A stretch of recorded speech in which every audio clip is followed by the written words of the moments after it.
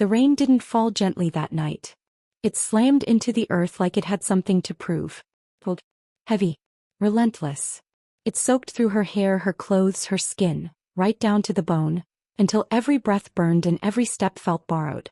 Mud sucked at her boots as she ran, dragging her backward, trying to claim her the way the forest always did to the weak.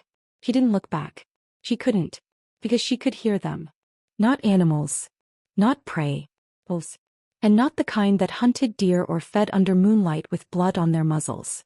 These wolves hunted her. Branches tore at her arms as she burst through the undergrowth, lungs screaming, heart pounding so hard it felt like it might split her open. The forest was forbidden land. Everyone knew that. No one crossed it after dark. No one survived it if they did. But she hadn't had a choice. Her breath hitched as pain flared down her side. Warmth spread beneath her ribs. Blood. She pressed a hand there instinctively, fingers coming away slick and shaking. "Don't stop," she whispered to herself. "Don't slow down." The wind howled through the trees like a warning. Or a promise. Behind her a howl rose, deep, commanding, close enough to rattle her bones. Not hunger. 40. She stumbled. Caught herself on a tree trunk, bark biting into her palms. For one terrible second the world tilted. The forest spun. Her knees buckled. And beneath her skin, something answered. A pulse of heat surged through her veins. Silver light flickered under her flesh, bright and wild, as if something inside her was clawing its way out. "No," she gasped. "Not now. Please, not now." Her hands shook as she pressed them to her sides, trying to contain it. Trying to stay human. He shifted here. She lost control. They would find her. They would claim her. She forced herself forward again, boots slipping, lungs burning like fire. Rain plastered her hair to her face, blinding her. Every breath tasted like iron and fear. She could hear them closer now. Heavy footfalls. Boots hitting mud. Not just wolves running on four legs. Men. Tifters. Hunting as a pack. A sharp voice cut through the storm. "She's bleeding. Follow the scent." Her stomach dropped. They were close enough to smell her. Her pulse roared in her ears as panic surged. She veered left, crashing through a wall of branches, thorns ripping at her skin. The forest closed around her like it wanted to swallow her whole. Her lungs screamed. Her vision blurred. And still she ran. Because stopping meant dying. Or worse. Another howl rose, closer this time. Commanding. Dominant. It rolled through the trees and settled in her chest like a verdict. She knew that sound. Everyone in the territories did. The Leakin King's lands bordered this forest. And once you crossed into his domain, there was no mercy. Her foot caught on a root. She went down hard. The impact knocked the air from her lungs, pain exploding through her ribs. Mud splashed up her face as she gasped, clawing at the ground, trying to push herself up. But her body betrayed her. She couldn't move fast enough. The silver beneath her skin pulsed brighter, too bright, burning, begging to be released. Her heartbeat thundered, drowning out the rain. Footsteps closed in. Slow. Deliberate. Not rushed. Whoever it was, wasn't afraid of her. She dragged herself backward, palms slipping in mud, breath coming out in broken sobs. "No," she whispered. "Please." A shadow fell over her. Broad. Moving. She lifted her head just enough to see him. And her heart stopped. Not because of fear, but because she knew that face. The sharp jaw. The dark eyes. The cruel calm in the way he stood, untouched by the storm. For a heartbeat, hope exploded inside her. "You," her voice cracked. "You found me." She reached for him, rain streaming down her face. "I knew you would. I knew you wouldn't let them." His expression didn't change. Not even a flicker. Slowly he looked down at her hand on his boot, and stepped back. "You've got the wrong brother," he said coldly. The words hit harder than the fall. Her hand dropped. "What?" Her throat tightened. "No. I saw you. You were there. You said." He shook his head once. "The final. I said nothing to you." His voice was low, controlled. Dangerous in its calm. "And you should be careful who you mistake for a savior." She stared up at him, rain blurring her vision. The realization hit like a knife to the chest. The man she had trusted. The man she had followed. The man she thought had watched her with something soft in his eyes was not him. This man was colder, harder, and looking at her like she was nothing more than a problem that had landed at his feet. Behind her the forest growled. He turned his head slightly, listening. Then he looked back down at her. "You brought hunters onto my land," he said. "That was stupid." Her lips trembled. "I didn't mean to. I was running." He raised a hand. Silence fell. The forest itself seemed to hold its breath. "You don't run into Leakin territory unless you're desperate," he said. "Or guilty." She tried to stand again. Her legs shook violently beneath her. "I'm not guilty," she whispered. "I'm just trying to live." Something flashed in his eyes then. Not sympathy. Recognition. Before she could say more, a shout echoed through the trees. "There! I see her!" Everything exploded into motion. The man in front of her cursed under his breath. He grabbed her arm, not gently, and yanked her to her feet. "Run," he said sharply. Her eyes widened. "What? Now?" The ground shook as figures burst through the trees. Wolves shifted mid-stride, bones snapping, bodies twisting into towering beasts with glowing eyes and teeth bared. The man shoved her behind him. And then he changed. Bones cracked. Muscle surged.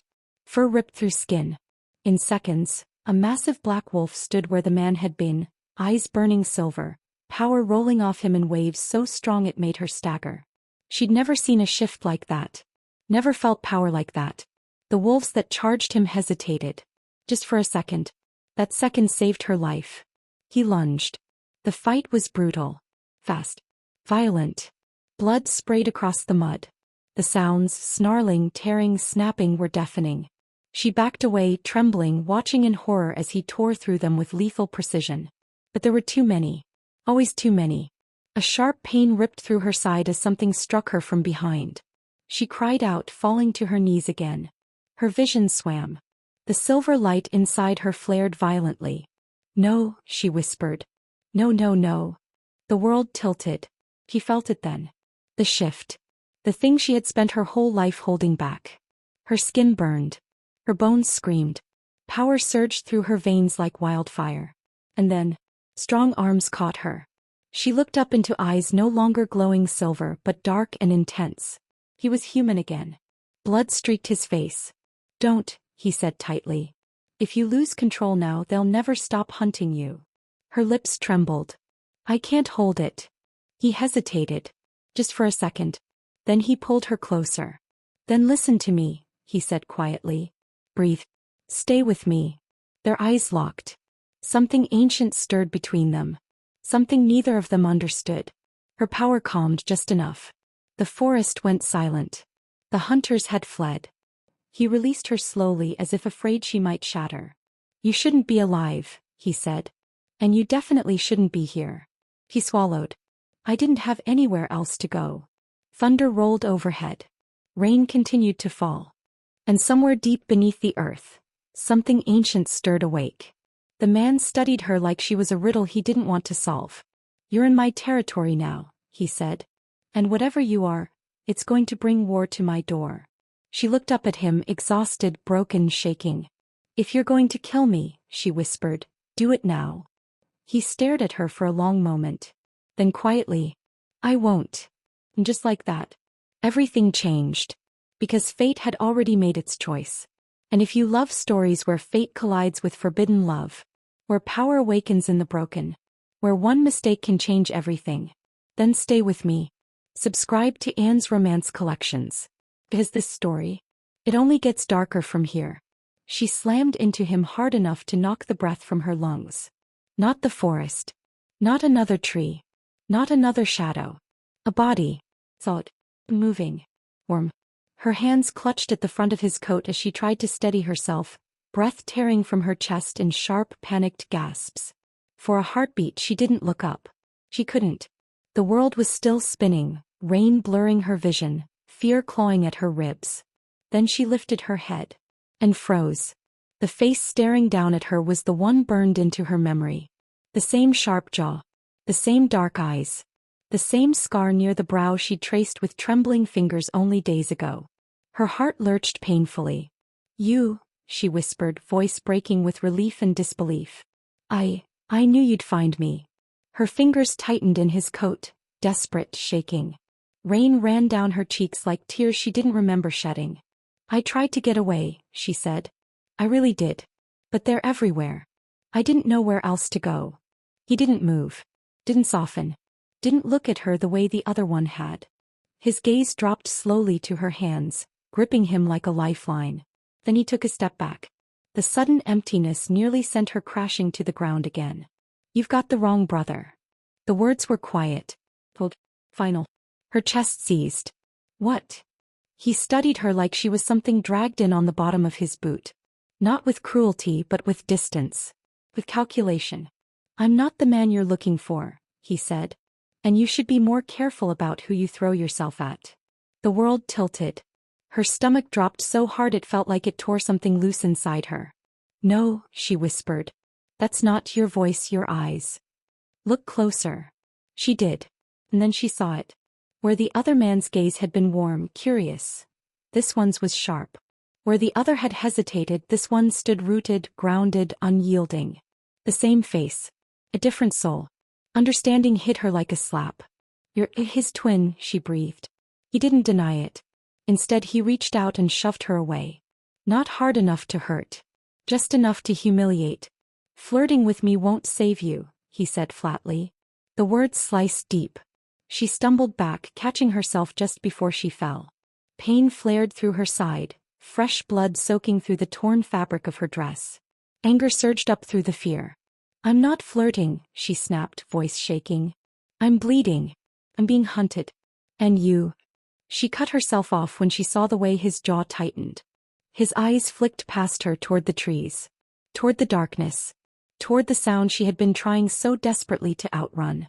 The forest answered with a low, rolling growl. Not one voice. Many. The Lichen King's posture changed instantly. Every line of him went taut. Move, he said. He didn't. I said move. She couldn't. Her legs wouldn't listen. The adrenaline that had carried her this far was draining fast, leaving her cold and weak and terrified. The growls grew closer. Leaves rustled. Shadows shifted between the trees. Her breath came in ragged bursts. They're going to kill me. His gaze flicked back to her, something dark passing behind his eyes. They won't, he said. Then colder, quieter. Not while you're on my land. The first attacker burst from the underbrush with a snarl. The Lichen King moved. One moment he was standing there, still, controlled, human. The next he was a blur. Bones snapped. Flesh tore. Power exploded outward like a shockwave. She stumbled back as the air itself seemed to split open. His shift wasn't like anything she'd ever seen. There was no hesitation. No struggle. His body simply became. Muscles surged. Spine arched. Fur tore through skin in a violent rush of black and silver. In seconds, a massive wolf stood where the man had been, towering, deadly, eyes glowing with raw authority. The forest went silent. Then it erupted.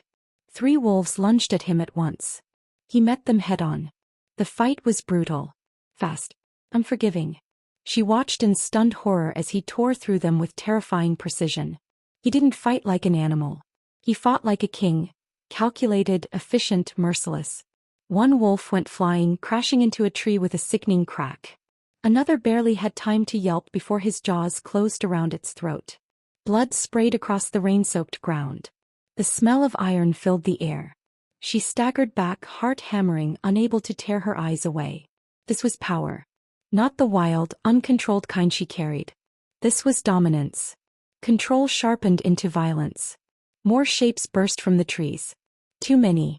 She felt it then, the pull beneath her skin. The heat. The pressure. The thing she had spent her entire life holding back. No, she whispered. No, no, no. Her hands trembled as silver light flickered along her arms. The forest seemed to respond, branches bowing, leaves shuddering as if recognizing her. The Lichen King turned toward her mid-fight. His eyes widened. Run, he barked. She shook her head. I can't. A wolf slammed into her from behind, sending her sprawling. Pain exploded through her shoulder. She cried out, rolling away just as claws slashed the ground where her head had been. Something inside her snapped. The silver light burst free. The earth trembled. Trees bent inward, groaning as if caught in a storm that had no wind. Energy rippled outward from her body in violent waves. The wolves hesitated. Even the Leaken King faltered. "What are you?" he breathed. He didn't know. All she knew was that she couldn't stop it. The power surged higher, hotter, tearing through her veins like wildfire. Her scream tore free, raw and broken as the ground beneath her cracked. The world blurred. Sound faded. Light swallowed everything. And then, strong arms wrapped around her. The power faltered. She gasped, choking, eyes fluttering open. He was there. Human again. Blood streaked across his face and chest, rain plastering his hair to his skin. His arms were locked around her, holding her upright as her legs gave out beneath her. "Stop," he said fiercely, his voice low and urgent. "You're going to tear yourself apart." She shook her head weakly. I can't control it." "Yes you can," he said. "Listen to me." She looked up at him, vision swimming. Their eyes locked. Something shifted between them. Not attraction. Not fear. Recognition. "Breathe," he said quietly. "Stay here. With me." She tried. The silver light dimmed just a little. Her heartbeat slowed. The world steadied. Around them the forest fell silent. The wolves had retreated. The danger for the moment had passed. Her strength drained all at once. She sagged against him, breath shallow, body shaking. He swore under his breath and tightened his grip, holding her upright as her knees buckled. "Why didn't you run?" he demanded softly. She laughed weakly. "You really think I had anywhere left to go?" He didn't answer. Rain poured down around them, washing blood into the soil. Her eyes fluttered closed. The last thing she saw was his face, conflicted, wary, something unreadable burning behind his gaze. "When you wake up," he said quietly, more to himself than to her, "you're going to wish you hadn't come here." Her world went dark. And as consciousness slipped away, she never saw the way his arms tightened around her, or the way his expression hardened with something dangerously close to regret. As when she woke again, she would be in the den of the man who despised her, and everything she thought she knew about monsters was about to change. She woke to silence. Not the peaceful kind, the heavy kind, the kind that pressed against her ears until her own breathing sounded too loud. For a moment she didn't move. Couldn't.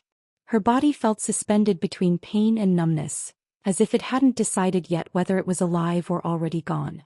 The air around her was warm, thick with the scent of stone and smoke and something darker, something wild. Slowly she opened her eyes. Stone ceiling. High. Arched.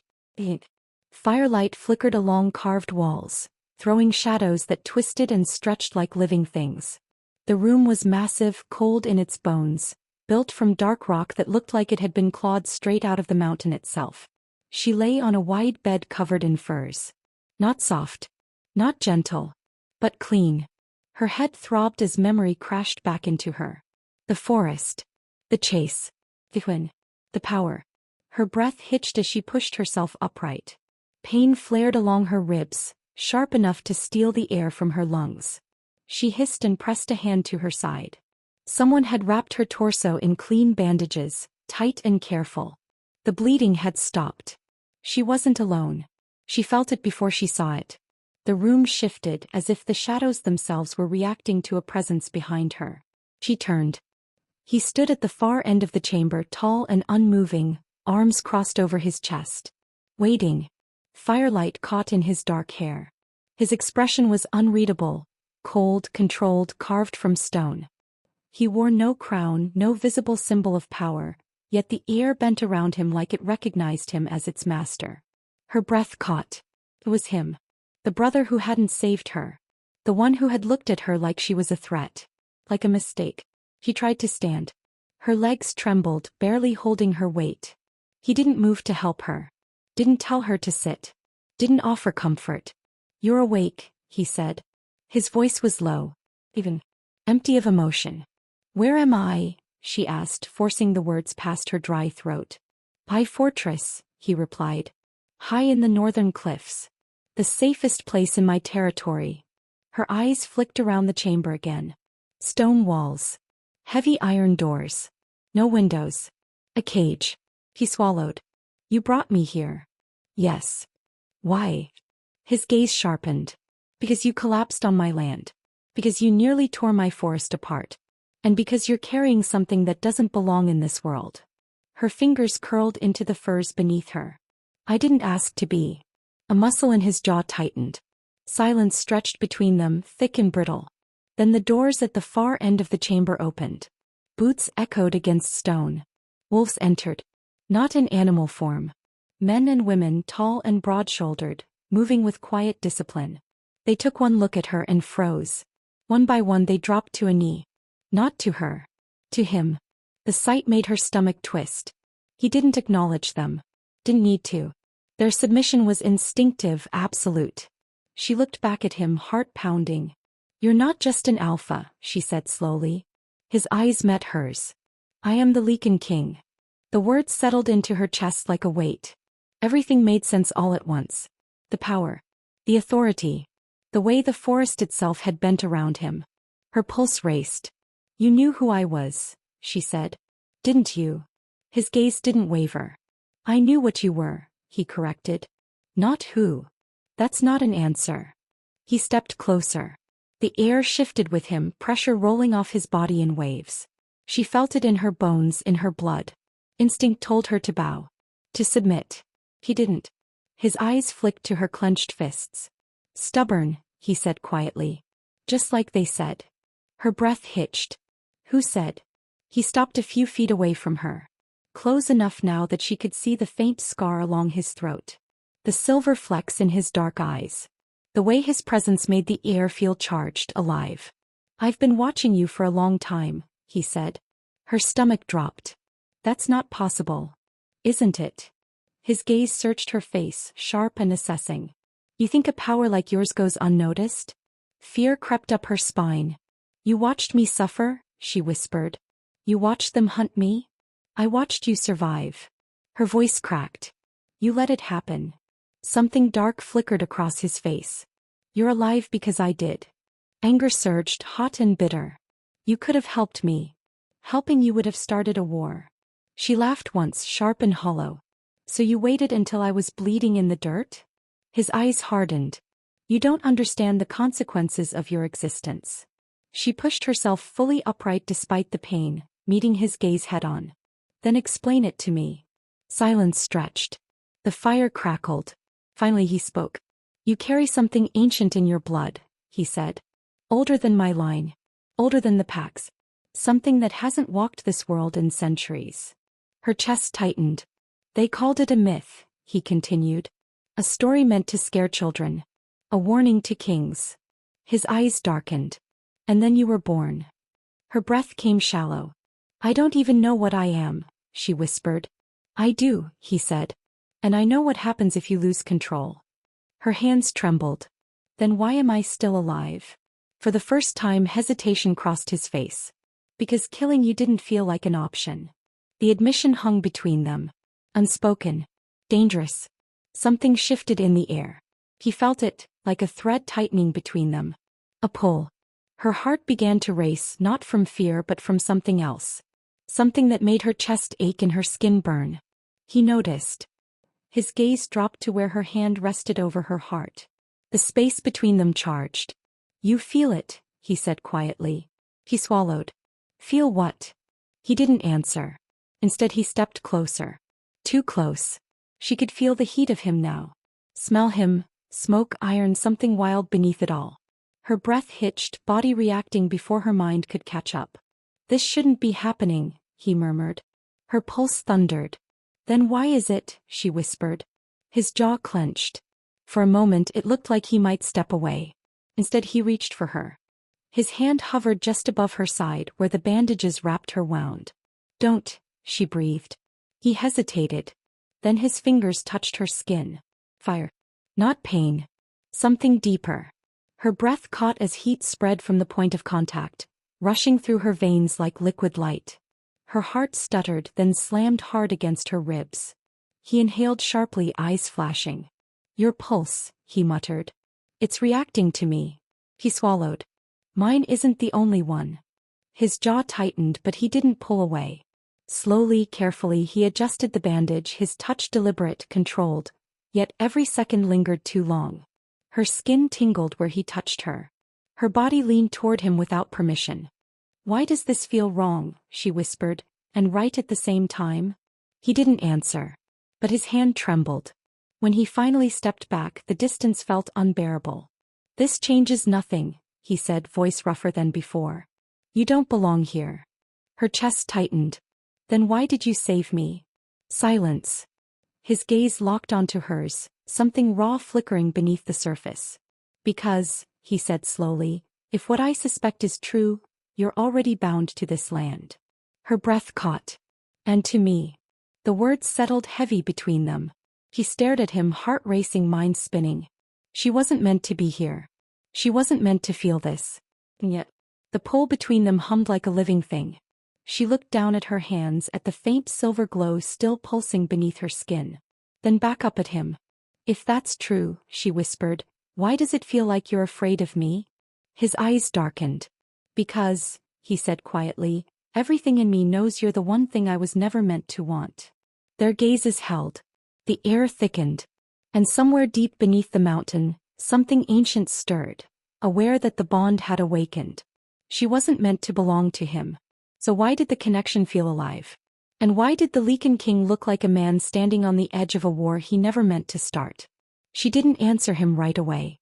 Not because she didn't want to, but because the question hit something buried so deep inside her that it stole the air from her lungs. The Lichen King stood there, watching her with that unreadable expression, waiting for something, an explanation, a confession, a lie. But all she could do was stare at the stone floor beneath her bare feet as the past rose up like a tide she'd spent years trying to outrun. The silence stretched. Then she laughed. Came out wrong. Thin. Prat. Almost hysterical. "You think I know who I am?" she whispered. Her hands curled slowly into fists at her sides. "I don't even know where to begin." She took a step back, then another, until the edge of the bed pressed into the backs of her knees. The firelight flickered across her face, catching in the shadows beneath her eyes, the kind that only come from years of running, hiding, surviving. "I was born in a pack that believed weakness was a disease," she said quietly. "If you couldn't shift by your 10th winter, you were marked. Watched. Whispered about." Her gaze lifted to his. "I shifted at 6. His brow tightened. "I didn't mean to," she went on. "I was playing near the river. I slipped. Hit my head. And then, something inside me broke open." Her voice trembled, but she didn't stop. "I remember screaming.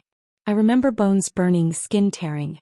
I remember my mother crying and everyone else stepping back like I'd turned into something contagious." She swallowed hard. "They said it was impossible. That no one shifts that young. That something had gone wrong." Her fingers brushed her forearm unconsciously. "They called me cursed." The word hung heavy in the air. "They kept me hidden after that," she continued. "Locked me away when the moons rose. Told the others I was sick. Dangerous. That I'd hurt them if they came too close." Her eyes glistened, but no tears fell. "I believed them." The Lichen King didn't interrupt. He didn't move. His eyes never left her face. "My mother tried to protect me," she said softly. "She used to sit outside my door during the full moon and sing so I wouldn't feel alone. She told me I wasn't broken. That I was different for a reason." Her voice cracked. "Then one night she didn't come. The room seemed to hold its breath. They said she left," she whispered. "That she abandoned me because she was afraid of what I was becoming." Her lips pressed together, shaking. "I didn't believe them. But I didn't have proof. And no one would look me in the eye long enough to tell me the truth." She lifted her gaze again, meeting his. "After that, things got worse." Her voice dropped, raw and stripped bare. The whispers turned into fear. The fear turned into hate. They watched me like I was a bomb waiting to go off. And one night, they decided I wasn't worth the risk. His hands clenched slowly at his sides. "They dragged me into the forest," she continued. "Tied my hands. Told me if I survived the night I was free to go." A hollow laugh escaped her. "They didn't expect me to survive." Silence swallowed the chamber. The fire cracked sharply, sending sparks into the air. "I ran," she said. "I ran until my lungs burned and my legs gave out. And something inside me woke up again. Not the wolf. Something else. Her breath hitched. That's when the mark appeared. She turned her arm, pulling back the sleeve to reveal the faint silver scar etched into her skin. It looked like a flame frozen mid-flicker, glowing faintly beneath the surface. The Lichen King's eyes darkened. That mark, he murmured. You know it, she said. He didn't answer. I've had it since that night, she went on. It burns when I'm scared. When I'm angry. When I'm near other wolves. Sometimes it whispers. His gaze snapped back to hers. Whispers. She nodded slowly. Not words. Not exactly. More like a pull. A feeling. Like something ancient trying to wake up. Her voice dropped to almost nothing. And I'm terrified that one day I won't be strong enough to stop it. The silence between them thickened, heavy with things neither of them wanted to say out loud. I can't fully shift, she admitted. Not the way others do. I get stuck halfway. Trapped between forms. It hurts. And every time it happens I feel like I lose a piece of myself. She clenched her jaw. I hear another voice when it happens. Deeper. Older. It doesn't sound like me. Her eyes flicked up to his, fear naked in them. What if I'm not the one in control? The Lichen King took a slow step forward. His presence filled the room, but for the first time there was no threat in it. Only something thoughtful. Troubled. You're not possessed, he said quietly. She shook her head. You don't know that. I do, he replied. Because if you were, you wouldn't still be fighting it. She stared at him stunned. His jaw tightened as he spoke again. Everything I was taught says your kind shouldn't exist. Her chest tightened. My council believes power like yours only ends one way, with destruction. He took another step closer. But standing here looking at you, his voice faltered just slightly. You don't feel like a weapon. Their gazes locked. You feel like someone who's been running from a fate she never asked for. Her breath hitched. No one had ever said that to her before. You're afraid of becoming a monster, he continued. And that fear is the only thing keeping you human. She swallowed hard. Then why does everyone look at me like I already am one? His eyes softened. Because they don't understand you. The words settled over her like warmth. For a moment she forgot to breathe. Then reality crashed back in. You should still kill me, she said quietly. If what you believe about me is true, then keeping me here puts your entire pack at risk. His gaze hardened.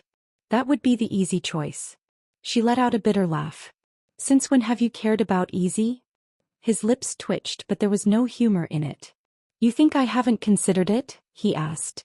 You think I haven't stood right where I am now and weighed the cost of your existence? Her chest tightened. And he hesitated. Just a second too long. Her heart sank. But then he spoke. And I still can't bring myself to do it. The words echoed between them. Her breath caught. Why? She whispered. His eyes darkened, something conflicted burning behind them. Because when you were unconscious, he said slowly, your power reached for mine. Her pulse spiked. It recognized me. She shook her head. That's not possible. I felt it, he said.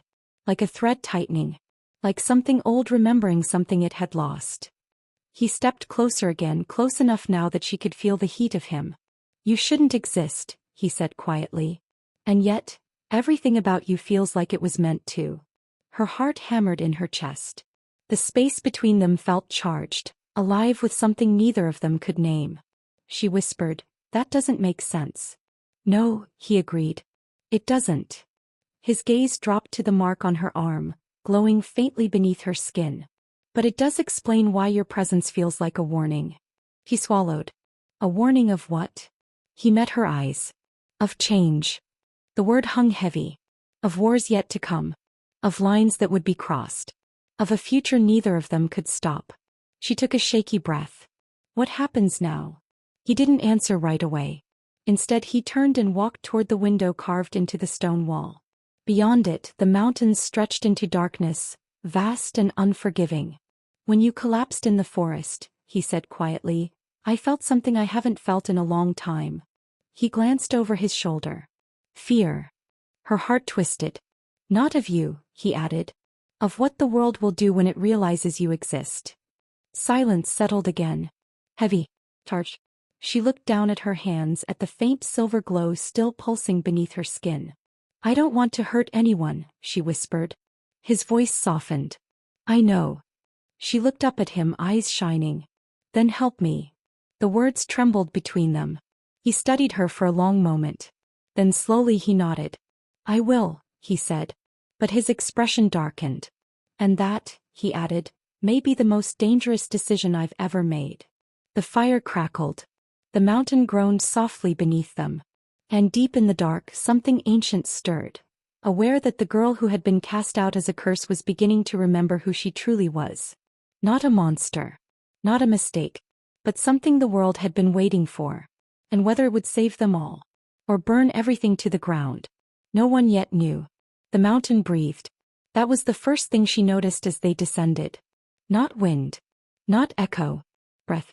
A slow, ancient exhale that seemed to rise from the stone itself, deep and patient, as if the earth had been waiting a very long time for her to come back. They didn't speak as they walked. The Lichen King led the way through the narrow passage carved into the heart of the mountain, his steps sure, unhesitating. Torches burned along the walls, their flames low and blue, casting long shadows that stretched and twisted with every movement. She followed a few paces behind him, barefoot, still weak, still shaking from everything she had confessed. The deeper they went, the heavier the air became. It pressed against her chest, thick with something old. Magic, memory, power. Each breath tasted faintly of ash and rain. "Where are we going?" she asked quietly. He didn't look back. "Somewhere even my kind avoids." That should have frightened her. Instead it felt inevitable. The tunnel opened into a vast cavern, so wide she couldn't see the far edges. The ceiling arched high above them, disappearing into darkness.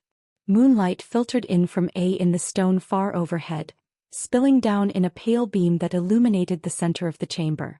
And at the center, her breath caught. Ruins. Not broken. Not decayed. Waiting. Stone pillars rose from the ground in a perfect circle, carved with symbols that glowed faintly as she stepped closer. The air hummed. The ground beneath her feet vibrated softly, like a heartbeat she could feel through her bones. "This place," she whispered. Her skin prickled. The mark on her arm burned. He slowed beside her, eyes scanning the space with unease. "It predates the packs," he said. "Predates the crown. Even my ancestors wouldn't come here unless they had no other choice." She took another step forward. The moment her foot crossed the invisible boundary between shadow and light, the symbols flared. Silver fire raced along the stone, igniting carvings that had lain dormant for centuries. The air surged outward, knocking dust from the walls, sending a ripple through the cavern. She gasped, staggering, and then she heard it. Whispers. Not in her ears. In her blood. Low voices, layered and ancient, murmuring in a language she somehow understood without knowing the words. Her knees buckled. The Lichen King caught her arm, steadying her. "Easy," he said, though his own voice sounded strained. "This place reacts to power." She shook her head slowly. "No," she whispered. "It's reacting to me." The light brightened. The symbols burned hotter. And from the shadows beyond the pillars, figures emerged. Elders. Not living. Not dead. Their forms were made of light and ash, eyes glowing with quiet intensity. They circled the space slowly, their presence heavy with judgment. The air thickened. The Lichen King's hand tightened around her arm. One of the figures stepped forward. Its voice echoed through the cavern, layered with centuries. "The Flameborn has returned." The words reverberated through her chest. Her breath caught. "I don't understand," she whispered. "I'm not." "You are exactly what you were meant to be," the voice replied. The elders began to move, forming a ring around her. Symbols ignited beneath her feet, rising up her legs like living light. She cried out as heat surged through her veins, not burning, not painful, but overwhelming. The Lichen King took a step forward. "Stop," he commanded. "You're hurting her." The figure turned its glowing gaze toward him. "She cannot be harmed here. Only revealed." The light intensified. Her vision blurred. Images flooded her mind. Fire. A woman standing in the center of a battlefield, silver flames roaring from her skin as armies fell to their knees. A child crying beneath a blood-red moon. Two wolves, identical in form, opposite in nature, standing on either side of her. One reaching out to protect, the other raising a blade. Her breath came in gasps. "No," she whispered. "I don't want this." The voice softened. "You were never meant to want it. You were meant to endure it." The ground trembled. The symbols flared brighter. "She is the twin-bound," the elders intoned. "Born of fire and shadow. Bound to two paths. One of salvation. One of ruin." The Lycan king froze. "Twin-bound," he repeated. The words settled like a blade between his ribs. The elder turned toward him slowly. "Two brothers stand at the center of her fate." Her heart slammed against her chest. "No," she breathed. "One will anchor her humanity," the voice continued. "One will awaken her wrath." The Lycan king's hands curled into fists. "And she," the elder said, eyes blazing, "will choose which survives." The cavern fell silent. The weight of the prophecy pressed down on her, crushing, suffocating. She staggered back, shaking her head. "No. I won't. I won't choose. I won't hurt anyone." The elder's gaze softened, almost pitying. "You already have." Her chest burned. "I don't want this power," she cried. "I never asked for it." The elder stepped closer. "Power is never asked for," it said. "It is endured." The light surged again, and she cried out as memories that weren't hers tore through her mind. Wars fought in her name. Cities reduced to ash. A throne drenched in blood. Her own face, calm and merciless. She screamed, "Stop." The Lycan king moved without thinking. He crossed the boundary. The moment his foot touched the glowing stone, the cavern erupted. Energy exploded outward, slamming into him with enough force to drive him to one knee. He gritted his teeth, pushing forward anyway, reaching for her. "Enough," he roared. "Release her." The elders hesitated. Just for a heartbeat. And in that heartbeat he grabbed her. Pulled her into his arms. The world seemed to pause. The light dimmed. The whispers faded. She collapsed against him, shaking violently, breath coming in broken sobs. His arms tightened around her instinctively. "You're here," he murmured. "You're safe." Her fingers dug into his chest as if he were the only solid thing left in existence. "I don't want to be this," she whispered. "I don't want to hurt anyone." "I know," he said. Slowly the elders receded into shadow. The symbols dimmed. The cavern fell silent once more. But the truth remained. The Lycan king pulled back slightly, looking down at her with an expression she had never seen on him before. Fear. Not of her. Of what she represented. "The prophecy," he said quietly. "It spoke of two brothers." Her breath hitched. "And you," he continued slowly, "you are bound to both." Understanding crashed over him like a wave. His jaw clenched. "My brother," he whispered. Her eyes widened. "The one you thought I was," she said faintly. His gaze darkened. "The one who has always wanted my crown." The air between them turned heavy. "Which one saves me?" she asked softly. He didn't answer. Because somewhere deep down he already knew. And that knowledge terrified him more than anything else he had ever faced. He released her slowly. Step back. Distance returned between them, cold and necessary. "You can't stay here," he said. Her heart sank. "Why?" "Because if he finds out what you are," his voice hardened, "he will try to use you." "And you?" she asked quietly. "What will you do?" He held her gaze. "I will try to protect you," he said. "Even if it costs me everything." The cavern trembled faintly as if the mountain itself were listening. The elders' voices echoed one last time through the darkness. "The twin-bound has awakened. The choice approaches. The world will burn, or be reborn." The light faded completely. And as silence reclaimed the ruins, one truth remained carved into stone and soul alike. She was no longer running from her destiny. She was standing at the center of it. And the man she was beginning to trust, the Lycan king, was bound to the very prophecy that could destroy her. Or save her. And somewhere beyond the mountain, another heartbeat began to stir. A mirror to his. A shadow to his light. The other brother had felt it too. And he was coming. The mountain did not release them easily. Even after the light died and the elders vanished, The air clung to her skin like ash after fire. Every step back through the stone corridor felt heavier than the last, as if the mountain itself were resisting her departure. She could still feel the prophecy humming beneath her ribs. Alive. Watching. The Lichen King walked ahead of her, silent now, his shoulders rigid with thought. He did not look back. Not once.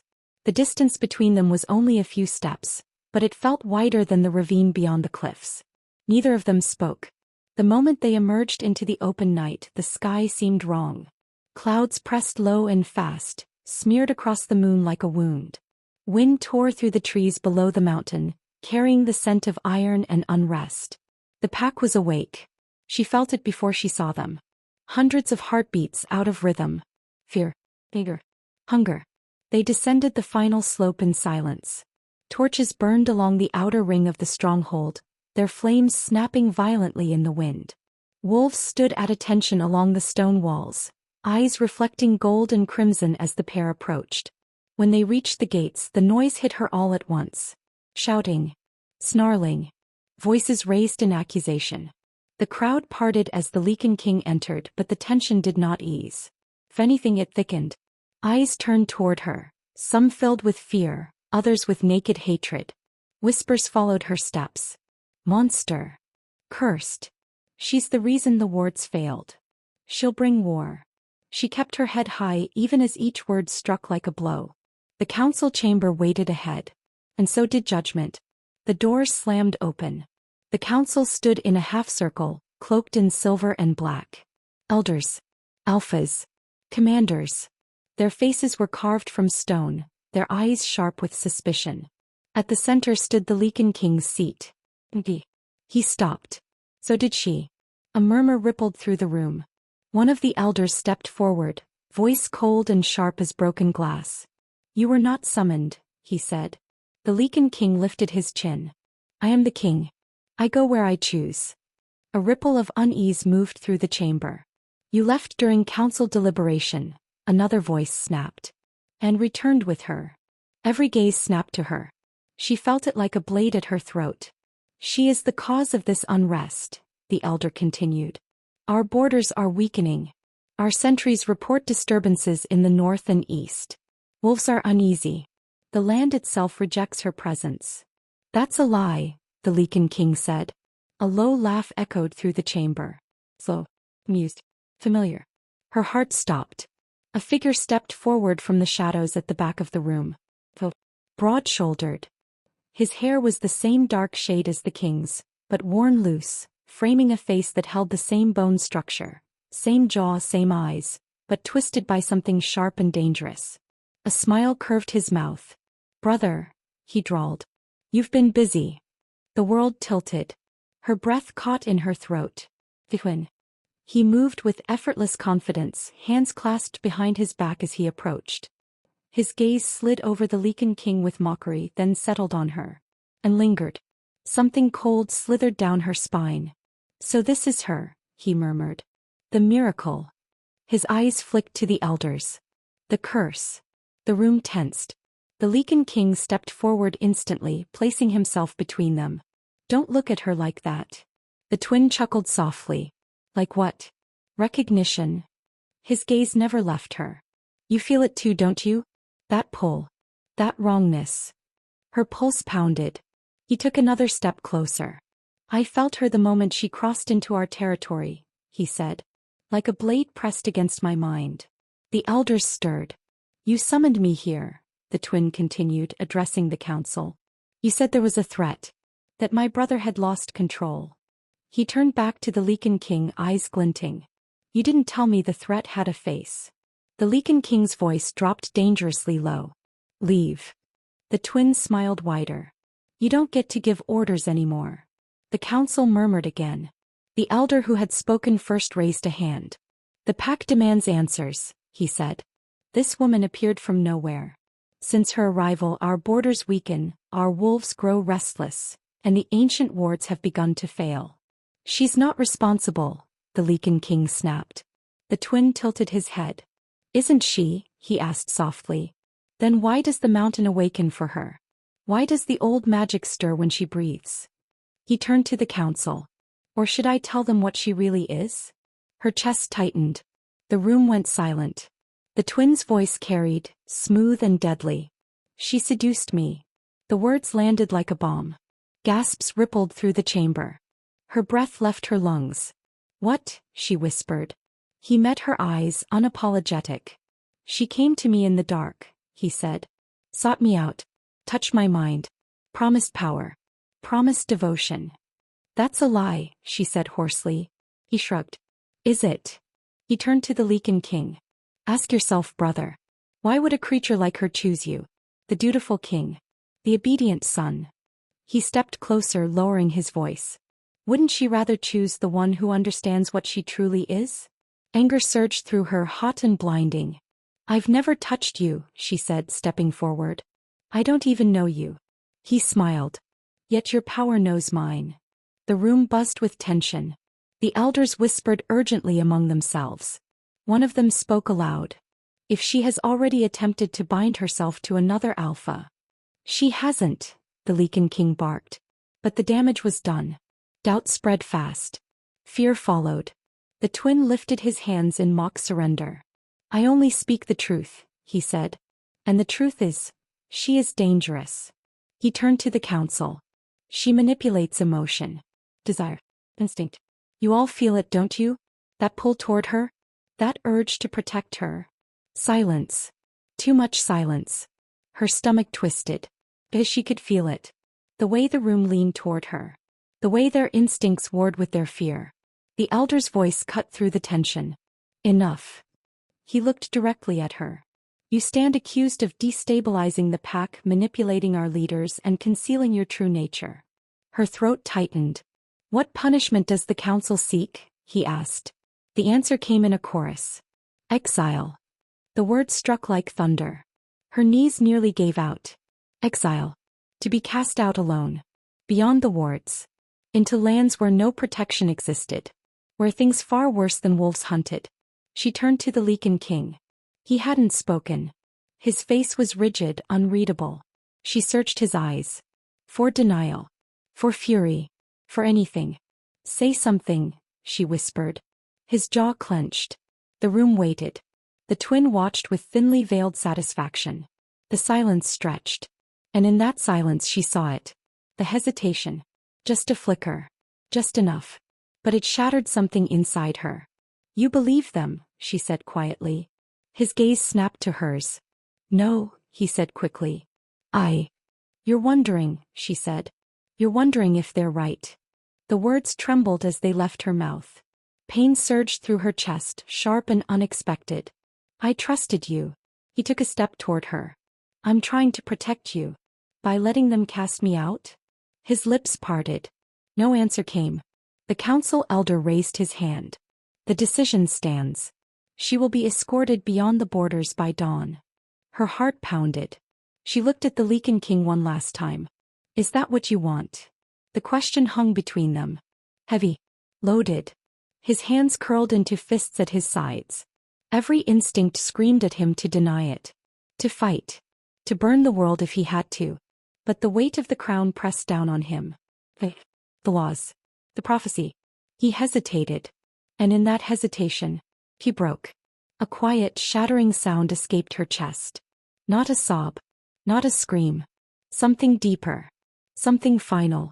I understand, she said softly. The room stilled.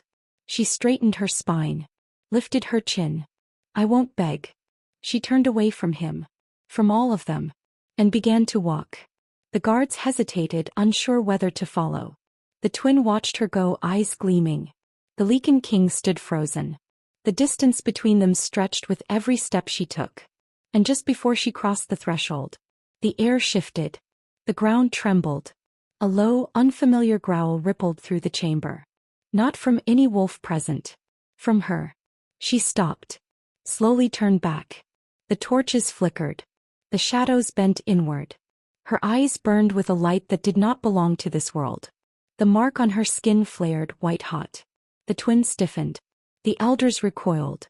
Her voice carried through the chamber, calm and devastating. You should have listened. The wind howled. The walls groaned. Power surged through her veins, raw and uncontrolled. And somewhere deep within her, something ancient opened its eyes. The Lichen King felt it. The twin felt it. The entire pack felt it. The first true awakening had begun. And this time, there would be no turning back. The fire burned low. Not wild. Not raging. Just enough to hold the dark at bay. Its glow brushed the stone walls in slow, breathing shadows, turning the cavern into something softer than it had ever been. Less like a prison. More like a confession waiting to be spoken. She sat near the flames, knees drawn to her chest, the borrowed cloak wrapped tight around her shoulders. The chill had sunk into her bones after what she'd unleashed. Power always left her cold. Hollow. As if part of her stayed behind every time it rose. The Lichen King stood several paces away. Watching. Not guarding. Watching like a man unsure whether he was allowed to move closer. He had carried her here without a word after the council chamber shattered into chaos. Past the stunned guards. Through winding tunnels only he seemed to know. Down into the oldest part of the mountain, where the stone was warm and the air hummed with something ancient and alive. A place no one else was permitted to enter. A place meant for kings. And for secrets. She hadn't asked where they were. She hadn't asked why he'd followed her when the mountain shook. She hadn't asked why he hadn't let her go. Silence stretched between them, thick with everything unsaid. The fire crackled. She stared into it, watching embers shift and collapse. "I didn't mean to do that," she said finally. Her voice sounded small in the cavern. He didn't answer right away. When he did, his voice was quieter than she'd ever heard it. "I know." He swallowed. "It scares me," she admitted. "When it comes out like that. When I can't stop it." He took a step closer. "You stopped it," he said. "Before it tore the mountain apart." She let out a humorless breath. "Barely." Another step. The firelight caught the sharp line of his jaw, the tension in his shoulders. He looked like a man holding himself together through sheer will. "You didn't run," he said. "You could have." "I was tired of running." The words slipped out before she could stop them. He stopped walking. The silence shifted. Something fragile moved between them. "I thought you hated me," she said softly. "After what happened in the council chamber." His jaw tightened. "I hated myself." She looked up at that. For the first time truly looked at him. Not as a king. Not as an alpha. But as a man standing alone with too much weight on his back. "You hesitated," she said. "That hurt more than if you'd chosen them." He closed his eyes briefly. "When I took the crown," he said, "I told myself I'd never hesitate again." Her breath caught. "I killed for it." The words fell heavy. "I killed my predecessor. My own blood." The council called it justice. Called it destiny. But the truth is, I wanted the power. I wanted control. I wanted to stop the chaos tearing our kind apart. His voice roughened. "And every day since I've been terrified that I became the very thing I swore to destroy." She didn't speak. Didn't interrupt. Didn't look away. He went on. "They look at me and see a king. A symbol. A weapon. But I know what I am capable of." His hands clenched. "I know how easily I could become a tyrant." The fire popped. A spark leapt between them. She rose slowly to her feet. "You think you're the only one afraid of what's inside you?" she asked. He met her gaze. "I hear a voice in my head," she said. "Not mine. Older. Stronger. It whispers when I sleep. When I'm awake. It tells me what I could become." Her fingers curled into the fabric of the cloak. "Sometimes I'm afraid I'll listen." The silence deepened. He stepped closer.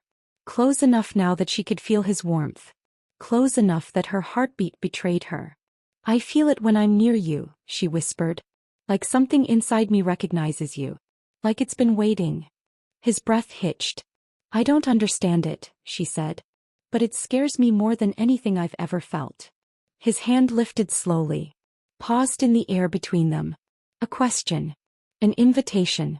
She didn't move away. When his fingers brushed her wrist, heat flared through her veins. Not painful. Not violent. Just alive. She gasped softly. He froze. "I shouldn't," he murmured. "But you are," she whispered. Their eyes locked. The world narrowed to the space between them.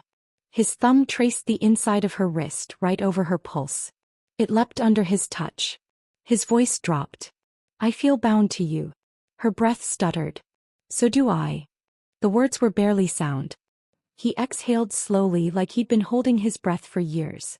I don't want to, he admitted. Every instinct I have tells me this is dangerous. That you'll ruin me. She stepped closer. Maybe we're already ruined. The fire flared, reacting to the tension between them. His hand slid up her arm, tentative, reverent. Her skin burned where he touched her. Not pain. Recognition. She tilted her head, heart hammering. I don't know how to stop wanting you, she whispered. His hand cupped her cheek. Then don't. Their faces were inches apart. Breath mingling. The world held still. For a moment, just one. The war, the prophecy, the fear all fell away. There was only the pull. The ache. The unbearable closeness. He leaned in. Slow. Deliberate. Giving her every chance to pull away. He didn't. Their lips almost touched. The mountain screamed. Not a sound. A force. The ground bucked violently. The fire exploded upward, scattering sparks across the chamber. She stumbled back with a cry. He caught her instantly, pulling her against his chest as the cavern shook. A roar echoed through the stone. Furious. The air turned sharp with magic. What's happening? She gasped. His face went pale. The wards, he said. They're breaking. Another tremor rocked the ground. Dust rained from the ceiling. Far above, something howled. Not wolf. Not human. Something old. Something that had been waiting. He looked down at her, urgency blazing in his eyes. They found you. Her heart dropped. Who? His jaw clenched. Everything the prophecy warned us about. The mountain groaned again. And somewhere deep beneath them, something answered back. The fire went out. The darkness swallowed them whole. And in the silence that followed, fate took its next breath. The silence after the tremor did not last. Tattered. Boots thundered through the outer corridors, sharp and fast, echoing off stone like war drums. Torches flared to life one by one, their flames cutting jagged lines through the darkness. Shadows leapt across the walls, stretching and twisting as if the mountain itself were waking up. She felt it before she heard it. The shift in the air. The tightening of something old and watchful. Her breath hitched as the Lichen King pulled her closer, his body instinctively shielding hers. His hand pressed to her back, firm, grounding, yet tense in a way that told her he already knew what was coming. They're here, he said quietly. The words didn't need explanation. They came anyway. The council entered in a wave of authority and steel, robes dragging over stone, eyes sharp with judgment. Behind them, warriors fanned out in a half-circle, weapons drawn, expressions carved from loyalty and fear. And behind them all, him, Vihuin. He walked with ease, hands loose at his sides, a smile curling at the corner of his mouth as though this were nothing more than a performance he'd rehearsed for years. His eyes found her instantly. They lit up. There she is, he said softly. The little flame. Her stomach dropped. The Lichen King stiffened beside her. You shouldn't be here. The twin chuckled. And yet here I am. Funny how destiny works. He stepped forward, slow and deliberate, letting the torchlight paint his features in gold and shadow. He looked exactly like his brother. Same face, same build, same power humming beneath the skin. But where the king's presence pressed down like gravity, the twins slithered. Predatory. Mused. Let her go, the Lichen King said. The twin tilted his head. You don't get to give orders anymore. The council shifted uneasily. One of the elders stepped forward, voice trembling with reverence and fear. We felt the surge. The wards shattered. The mountain cried out. He pointed at her. It came from her. She felt every gaze turn. Every judgment sharpen. She didn't mean, the Lichen King began. Oh, she meant it, the twin cut in smoothly. She just doesn't remember yet. He turned to her then, eyes gleaming. Do you know what you are? Her throat tightened. I know what I'm not, she said. I'm not your weapon. His smile widened. That's where you're wrong. The air shifted. The twin raised his voice, letting it carry. Bring the records. 2 guards stepped forward, dragging an ancient chest between them. The metal shrieked as it scraped across stone. The lid was thrown open, revealing scrolls so old they crumbled at the edges. The elders gasped. The Lichen King's face drained of color. "No," he whispered. The twin picked up a scroll and unfurled it with theatrical slowness. "Born of fire and silence," he read. "Marked before breath. Bound to twin blood. The harbinger of the final divide." He looked up at her. "The weapon of the apocalypse." The words struck like blades. The chamber erupted. "No. That's impossible. She's a girl. She saved us. She nearly destroyed us." The noise crashed over her in waves. She shook her head, backing away. "That's not me," she said. "You're lying." The twin's gaze softened, almost pitying. "I wish I were." He lifted his hand. A guard stepped forward and tore the cloak from her shoulders. Cold air hit her skin. Then the mark flared. Silver fire burst across her collarbone, searing light ripping through the chamber. Gasps echoed as the symbol burned into view, ancient, intricate, alive. The elders fell to their knees. "The flame bound," one whispered. "The twin bound," another corrected. She screamed. The pain was unbearable, like her skin was being rewritten, her blood remembering something it had tried to forget. The Lichen King surged forward. "Stop this." But the council moved faster. Chains flew. Enchanted steel wrapped around her arms, her legs, her throat. The magic burned on contact, forcing her to her knees. She cried out, struggling, but the chains only tightened. "Don't touch her," the Lichen King roared. He lunged. And stopped. Hesitated. Just for a second. And that second broke her. She looked at him. Really looked. Saw the war in his eyes. The fear. The doubt. The crown weighing heavier than his heart. He didn't move. The chains locked into place. Her chest shattered. "So that's it," she whispered. "You believe them." His mouth opened. Closed. She laughed then. A sound so broken it barely sounded human. "After everything, you still think I'm the monster." "I don't know what you are," he said hoarsely. "And that terrifies me." Her eyes burned. "So do I." The twin stepped closer, savoring the moment. "Do you feel it now?" he asked her softly. "The truth you've been running from?"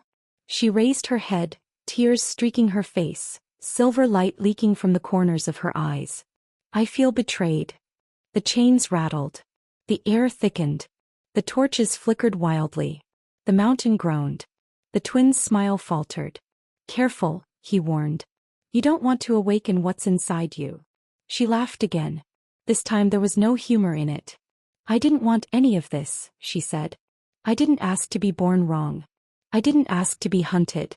I didn't ask to feel like a curse everywhere I go." Her voice rose. "But you don't get to decide what I become." The chains began to glow. Cracks of silver light snaked across the floor. The council shouted.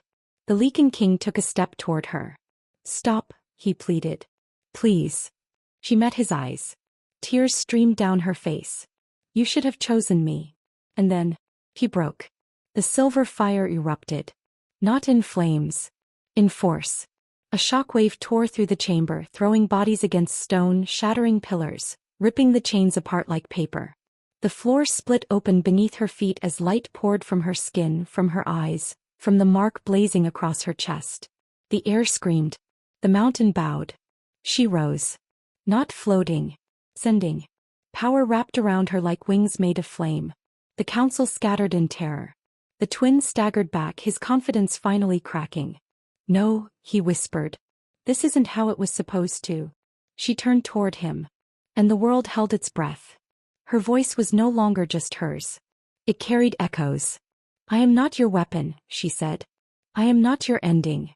She lifted her hand. Silver fire coiled around her fingers. "You made me your enemy." The Lichen King shouted her name. She hesitated. Just for a heartbeat. Looked at him one last time. Pain.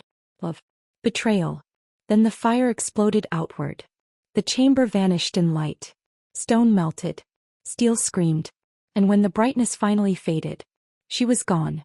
Only ash remained. And the echo of her power, still trembling through the mountain. The Lichen King dropped to his knees.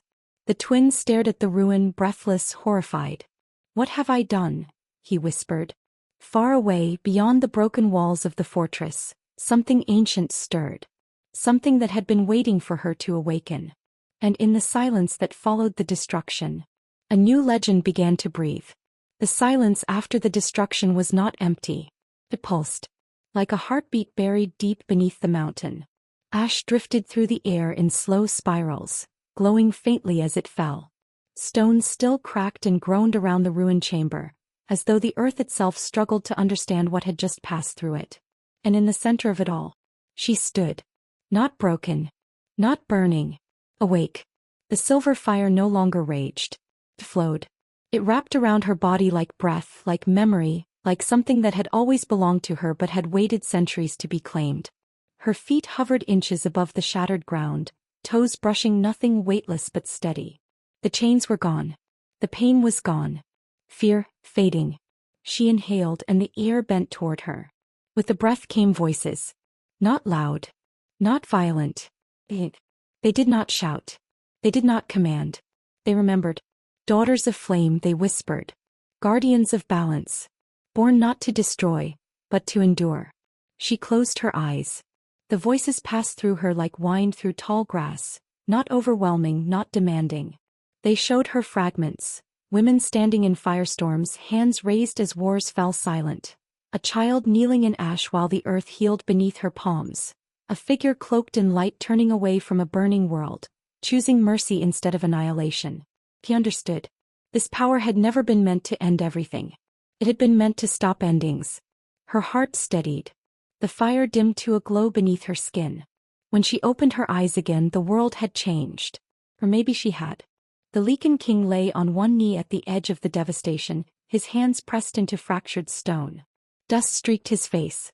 Blood traced a thin line down his temple. But he was alive. Barely breathing. Barely holding himself together.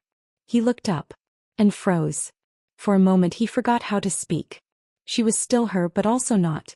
The girl who had run through the forest, bleeding and afraid, was gone. In her place stood something whole. Grounded. Radiant in a way that had nothing to do with beauty and everything to do with presence. The air itself seemed to lean toward her. Behind him the council had scattered. Some fled. Some knelt trembling. Others stared in open terror.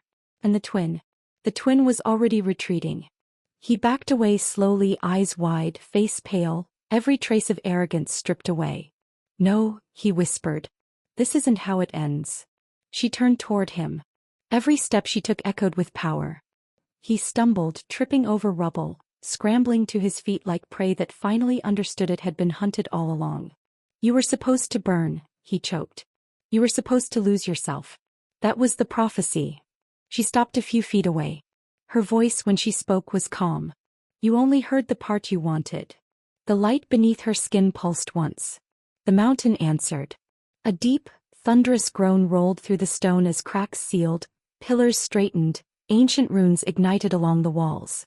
The ruin began to heal around her, reshaping itself as if recognizing its true keeper. The twin dropped to his knees. You don't understand, he pleaded. If you live, everything changes. The balance. She knelt in front of him, met his gaze. The balance was never yours to control. Her hand lifted. He flinched. But she did not strike him. Instead she touched his chest. A single pulse of silver light surged through him. He screamed. Not in pain. Knowing. Every lie he'd told himself. Every manipulation. Every betrayal. All of it flooded through him at once. His mind shattered under the weight of truth. When she pulled her hand away, he collapsed, shaking, broken, not dead but emptied of power.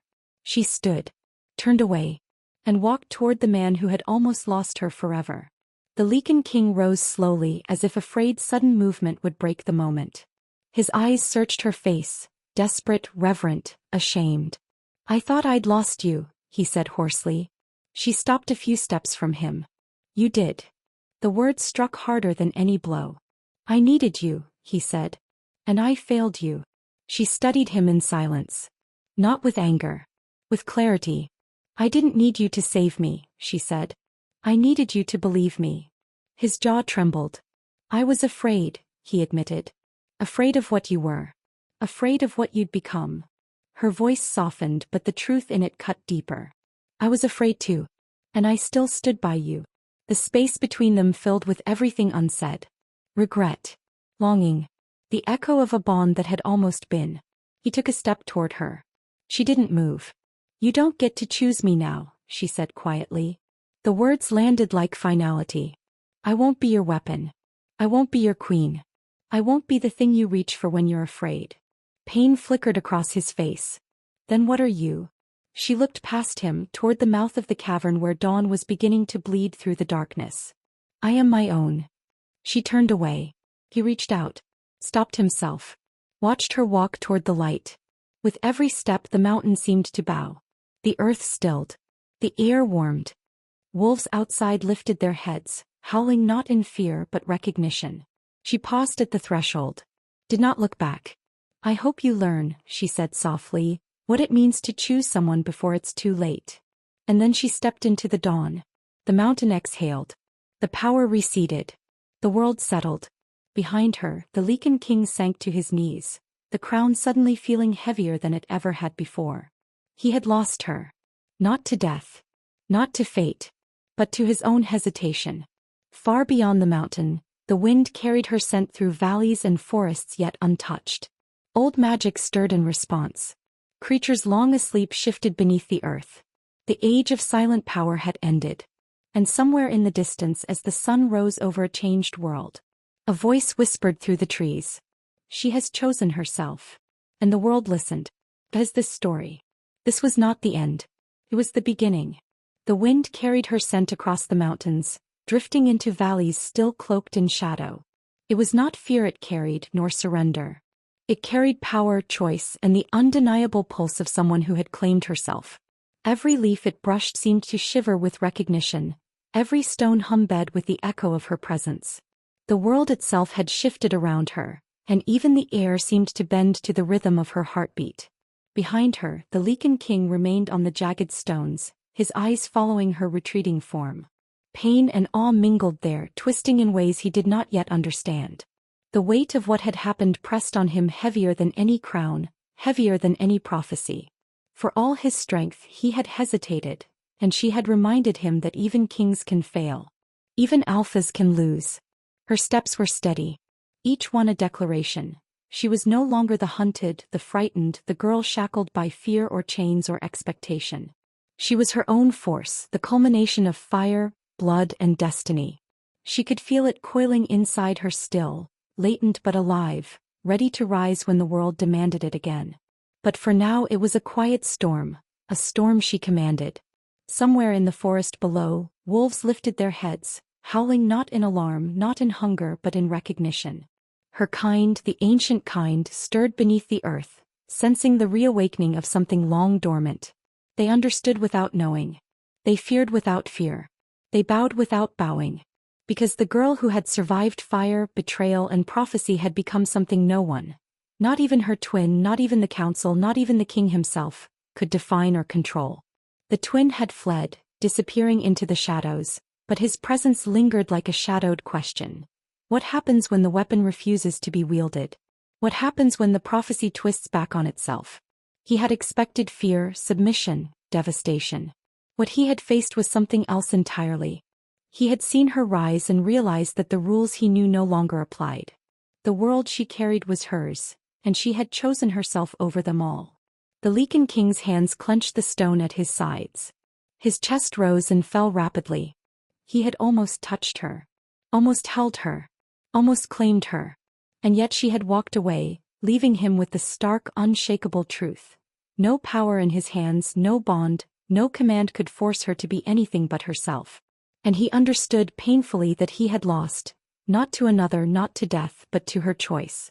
A choice he could not argue against, could not sway, could not undo. The mountain was silent now, save for the whispers of stone, wind, and distant forest. The ruins of the chamber behind her began to settle, cracks closing, dust falling slowly as if acknowledging the new balance. Even the air carried a tension, a watchfulness, as though the land itself had witnessed a birth. Of power, of self, of destiny unclaimed by anyone but the girl who had dared to rise.